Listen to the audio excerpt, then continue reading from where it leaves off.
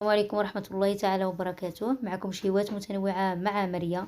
اليوم إخواني أخواتي غادي نقدم لكم هاد المعقودة، الأكلة الشعبية محبوبة الجميع. المهم على بركة الله ندوزو للمقادير. بطاطا غادي نسلقوها، ردوها تسلق، وغادي ندوزو للطحين نصيبوه. بالنسبة للدقيق عندنا غادي نديرو عليه شوية ديال الدقيق، كتاخدوه شي نص زليفة صغيرة، كتضيفوا عليها الخرقوم والتحميره ونص ملعقه صغيره د الخميره والماء مزيان، ميلونجيوه حتى يتخلط مزيان باش ما يبقاش فيه داك الدقيق حتى كتولات، ونخليوه جانبا باش يختمر. وغادي ندوزو باش نصايبو القزبر والثومه.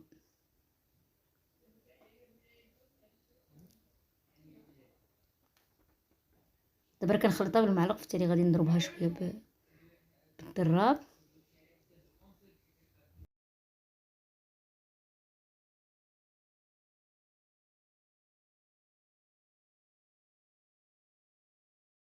فيها هكا غادي نخلطها نميلونجيها مزيان بهاد الباطور، وغادي نخليها جانبا وندوز نصايب الربيع اللي فيه المعدنوس والقزبر. درت شويه المعدنوس والقزبر، يعني القزبر هو اللي كتير، وشي فصوص ديال الثوم على هذا الشكل هذا. غادي نقردهم واحد شويه وغادي ندقهم انايا، ما غاديش نطحنهم في الهاشوار، غادي ندقهم. كيعجبوني مدقوقين احسن من نطحنهم. صافي على هذا الشكل هذا.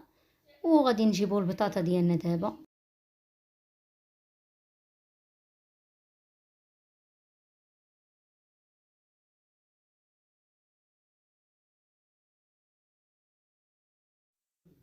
وهذه هي البطاطا ديالنا، غادي نقيها انا كامله على هذا الشكل.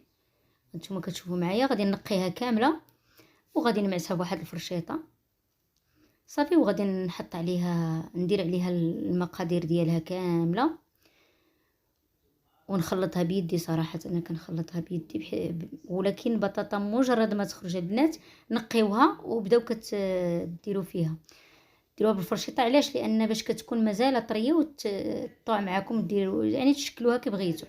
ما كتقصح، راه ما كتبقاش الصراحه، كتبقاش زوينه، ما غاديش تدخل فيها المقادير وبزاف د الحوايج، يعني غتجي ماشي غتجي خايبه. هاد الكميه كامله اللي عندي د البطاطا، انا درت بطاطا البيضه حتى هي كتجي زوينه صراحه. على هاد الشكل هذا غادي نساليها كامله، وغادي ندوز ندير عليها داك الثومه درت معاه هذاك الثومه والقزبر، درت معاهم شويه د الملح، يعني على حسب الذوق. الملح يعني على حسب الذوق ديالكم. انا ضفت معاه الملح فقط، يعني بالنسبه للكمون والتحميره عاد غادي نديرهم.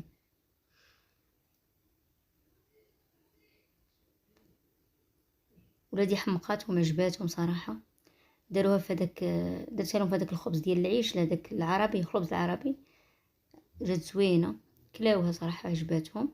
صافي غادي نصيب عليها التحميره والكمون فقط. هادو جوج د الحوايج اللي كندير، ما كنديرش الابزار. انا بغيتو ديروا الحار ديروه، راه كاين اللي انا الوليدات ما كيبقاو حار ما كنديروش. نتوما ديروه باش كتجي زوينه بالحار، كتجي واعره. ضيفوا الهريسه ولا الحار. صافي غادي نخلطها على هذا الشكل هذا كما كتشوفوا معايا، وصافي غادي نديرها كويرات. يعني انا درتهم دوائر شويه بحال اقراص هكا، شويه كبابره، غير شويه ماشي بزاف. بغيتو ديروها كبيره ديروها كبيره، يعني الاختيار كيبقى ديالكم. صافي نتوما كتشوفوا معايا غادي نحطها في هذا البلاطو حتى نسالي ديك الكميه كامله اللي عندي، وغادي ندوز نقليها صافي على هذا الشكل هذا. صراحه جات زوينه. صافي غادي نسالي هاد الكميه اللي عندي، وغادي ندوز انايا تشوفوا معايا العجين كيفاش رجع. صافي ملي كيخمر صافي كنبداو نصايبوا فيه كنضيف له شويه د الملحه، ما كنضيفهالوش انا في الاول باش كتفاعل هذيك الخميره. كنخلي الملحه حتى الاخر في هذاك العجين عاد كنضيفها. هذا هو العجين، هذا هو هذا هو العجين. درت له شويه د الملحه، ما كنضيفهالوش في الاول حتى الاخر. غادي نخلط مزيان مزيان وغادي ندوز نقليها. هذاك هو. ها نتوما شوفوا المراحل اللي غادي يمر منها هذا الاخر. غادي نكون نحطها في المقله وغادي نبدا نقلي على هذا الشكل هذا. صراحه كتجي زوينه، غير جربوها اخواتي على ضمانتي، راه زوينه.